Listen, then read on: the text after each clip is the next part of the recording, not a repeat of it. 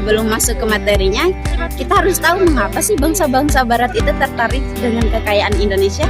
Terus kekayaan apa saja sih yang mendorong kedatangan bangsa-bangsa Barat ke Indonesia? Daya tarik Indonesia bagi bangsa-bangsa Barat yaitu seperti rempah-rempah, yang mana rempah-rempah itu banyak sekali yang ada di Indonesia. Contoh seperti cengkeh, kemiri, pala, dan sebagainya. Jadi bangsa-bangsa Barat itu sangat membutuhkan rempah-rempah dari Indonesia karena bangsa-bangsa Eropa itu memiliki perbedaan kondisi alam dengan Indonesia. Iklim dan musim di Indonesia itu ada 2, sedangkan iklim di Eropa itu ada 4, sehingga tidak bisa mendorong pertumbuhan dan perkembangan rempah-rempah tersebut. Artinya bahwa bangsa-bangsa Barat itu sangat membutuhkan rempah-rempah karena mereka itu sangat membutuhkan, sementara persediaan di Eropa itu sangat terbatas. Rempah-rempah bagi bangsa-bangsa Eropa dapat digunakan untuk mengawetkan makanan, bumbu masakan, dan obat-obatan. Negara-negara tropis seperti Indonesia kaya akan rempah-rempah sehingga bangsa-bangsa Barat berusaha memperolehnya. Selanjutnya yaitu motivasi 3G. Kita sudah kenal yang namanya 3G, itu merupakan semboyan dari bangsa Eropa.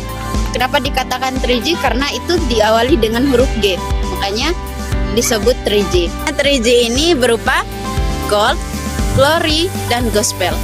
Gold yang artinya emas, yang mana mereka itu ingin mendapatkan kekayaan dari wilayah Indonesia. Glory adalah kekuasaan, yang mana bangsa-bangsa Eropa itu ingin menguasai bangsa Indonesia. Kalau mereka udah mendapatkan kekuasaan di bangsa Indonesia, maka mereka bisa mengatur masyarakat Indonesia. Selanjutnya yaitu gospel. Gospel adalah agama. Bangsa-bangsa Eropa ingin menyebarluaskan agama mereka, yaitu agama Kristen, supaya agamanya itu menyebar luas di banyak wilayah. Selanjutnya yaitu terjadinya revolusi industri, yang mana terjadinya revolusi industri ini adalah pergantian atau perubahan secara menyeluruh dalam memproduksi barang dari sebelumnya yang menggunakan tenaga manusia dan hewan, kemudian menggantikan menjadi tenaga mesin. Berkembangnya revolusi industri menyebabkan bangsa-bangsa Barat memerlukan bahan baku yang lebih banyak. Mereka juga memerlukan daerah pemasaran untuk menjual hasil-hasil industrinya. Salah satu hasil revolusi industri adalah kegiatan transportasi, yang mana mereka menemukan mesin uap yang dapat dijadikan mesin penggerak perahu. Itu merupakan teknologi baru pada masa tersebut. Penemuan-penemuan tersebut memicu bangsa-bangsa Barat untuk melakukan berbagai petualangan. Kedatangan bangsa Portugis di Maluku. Perjalanan bangsa Portugis mencari sumber rempah-rempah diawali dari kota Lisabon, Portugis. Pada tahun 1486, Bartolomeus Dias melakukan pelayaran pertama menyusuri pantai barat Afrika. Perahu dengan mesin uap merupakan penemuan sangat penting yang mendorong penjajahan bangsa-bangsa Barat. Menggunakan mesin uap dapat memperpendek waktu perjalanan. Selain penemuan mesin uap, revolusi industri didukung berbagai penemuan lain seperti kompas, mesin pemintal, dan sebagainya. Ia bermaksud melakukan pelayaran di India, namun gagal. Gagalnya karena ketika mereka itu sampai ke India, mereka tidak menemukan rempah-rempah.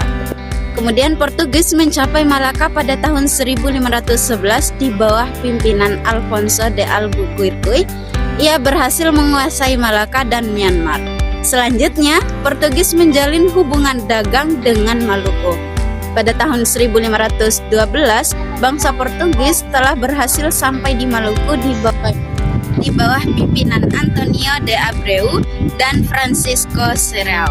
Ekspedisi bangsa Inggris, Francis Drake dibantu oleh Thomas Cavendish, berhasil tiba di Ternate pada tahun 1579. Di Ternate, mereka memborong rempah-rempah untuk dibawa ke Inggris. Rombongan Francis Drake ini berlayar menuju Inggris dengan membawa banyak rempah-rempah dan mendarat di Inggris pada tahun 1580. Rupanya, penjajahan samudra yang dilakukan oleh bangsa Inggris ini membawa keuntungan melimpah. Selain mendapatkan rempah-rempah, Penjelajahan bangsa Inggris ke dunia timur juga berhasil menanamkan pengaruhnya di wilayah Asia. Inggris juga ingin merebut wilayah Indonesia dari tangan Belanda dan Portugis. Wilayah Indonesia direncanakan oleh Inggris tidak hanya dijadikan sebagai ladang monopoli, tetapi juga dijadikan sebagai wilayah kekuasaan politik. Kedatangan Inggris pada awal abad ke-17 ditujukan untuk memperluas kekuasaan politik Inggris di wilayah Asia. Kedatangan Inggris ke Indonesia saat itu bertepatan dengan adanya kekacauan yang terjadi di Jayakarta yang sekarang ini jadi Jakarta. Pada saat itu Jayakarta sedang berselisih dengan Banten akibat politik adu domba yang dijalankan oleh VOC.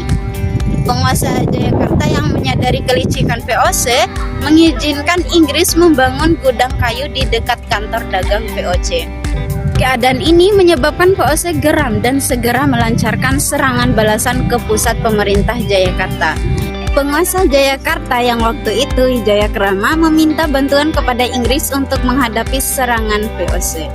Pada tahun 1649, puncak perseteruan antara Jayakarta dengan VOC terjadi sehingga meletuskan perang laut. Dalam perang laut itu, pasukan Jayakarta mendapatkan bantuan dari tentara Inggris. Armada pasukan Inggris terdiri dari 15 kapal laut di bawah pimpinan Sir Thomas Dale berhasil melakukan intervensi terhadap kapal-kapal laut VOC di wilayah perairan Jawa. Dan akhirnya peperangan itu dimenangkan oleh Jayakarta, namun kemenangan itu hanya berlangsung 1 hari karena pada hari berikutnya VOC berhasil merebut Jayakarta. Selanjutnya kedatangan bangsa Belanda di Jayakarta atau Jakarta. Seorang pelaut Belanda, Cornelis de Houtman, memimpin ekspedisi di Indonesia pada tahun 1595. Armada de Houtman mengarungi ujung selatan Afrika. Selanjutnya terus menuju ke arah timur melewati Samudra Hindia pada tahun 1596. Armada de Houtman tiba di pelabuhan Banten melalui Selat Sunda. Kedatangan bangsa Spanyol ke Indonesia. Pada tahun 1521 sampai 1529, sekitar 8 tahun tersebut, bangsa Eropa berada di Nusantara. Bangsa Spanyol masuk di Filipina melalui Ferdinand Magellan. Bangsa Spanyol berhasil mencapai Kepulauan Maluku pada tahun 1521 di bawah pimpinan Kapten Sebastian Delcan. Setelah itu, para pelaut Spanyol berlabuh ke Tidore. Kedatangan pelaut-pelaut tersebut disambut baik oleh Kesultanan Tidore. Sambutan tersebut tentu beralasan Kesultanan Tidore yang terlibat persaingan ekonomi dalam perdagangan rempah-rempah, sehingga Kesultanan Tidore membutuhkan sekutu untuk mengimbangi Ternate yang sudah terlebih dahulu bersekutu dengan bangsa Portugis. Untuk menyelesaikan konflik tersebut, Portugis melakukan perundingan di Saragossa, Spanyol pada tahun 1529.